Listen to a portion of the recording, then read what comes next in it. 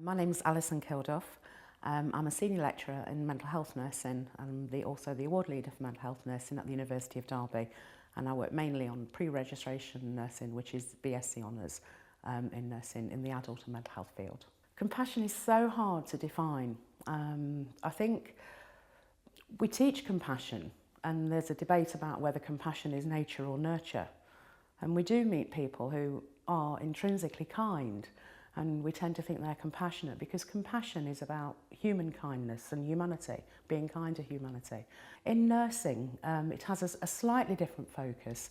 It's related to dignity and respect and warmth and being aware and empathic towards someone else's suffering.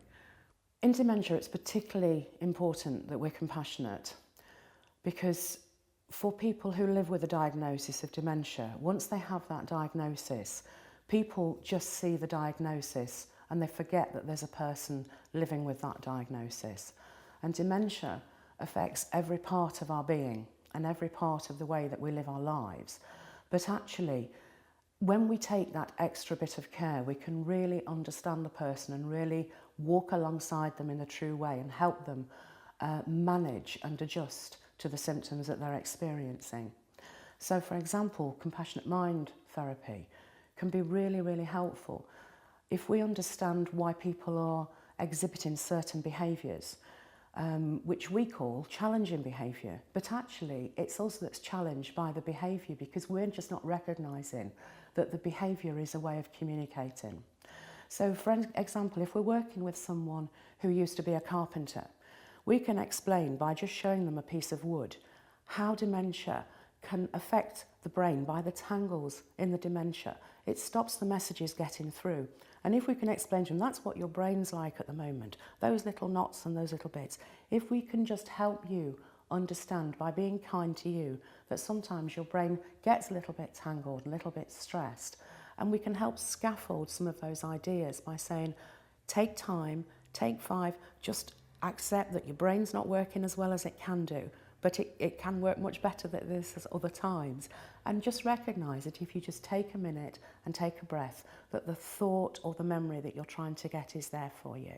Compassion's important to me because it infiltrates every single thing that I teach. All nurses need to be compassionate. And the reason it's so important, particularly in nursing at the moment, is because there's been so much bad press for nurses. When we think about recent reports that have happened in this country about people who are very vulnerable not receiving care that we would like our families to receive, we have to be really mindful of that and be thinking about how we can help nurses of the future develop skills that are related to compassion, empathy, warmth and kindness.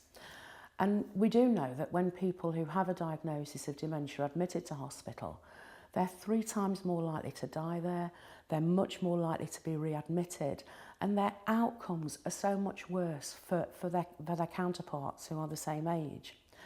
So when people are on a particularly, say, a medical ward or a surgical ward, it can be quite problematic looking after someone who has a diagnosis of dementia. If they're confused, their confusion will get worse in an environment that they're unfamiliar with.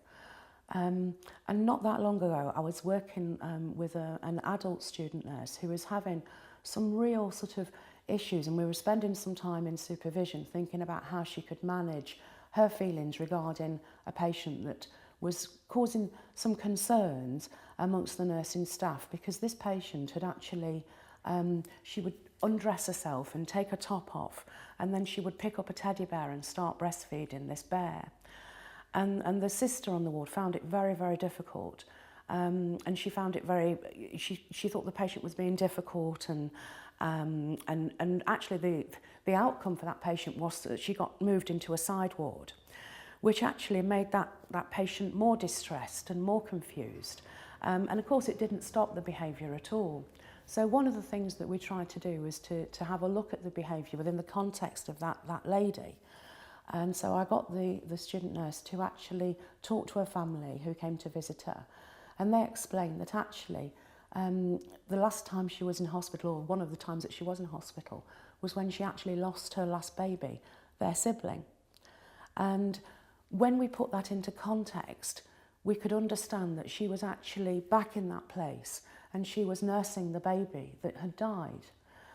When this part of her history was shared with the nursing staff, immediately everybody became more empathic towards her and more compassionate towards her. So of course she was moved out of the side room and back into the ward, and the consequence being that people paid her more attention, but it was actually more kind attention. And just by being more compassionate, she was able to recover much more quickly and get back home.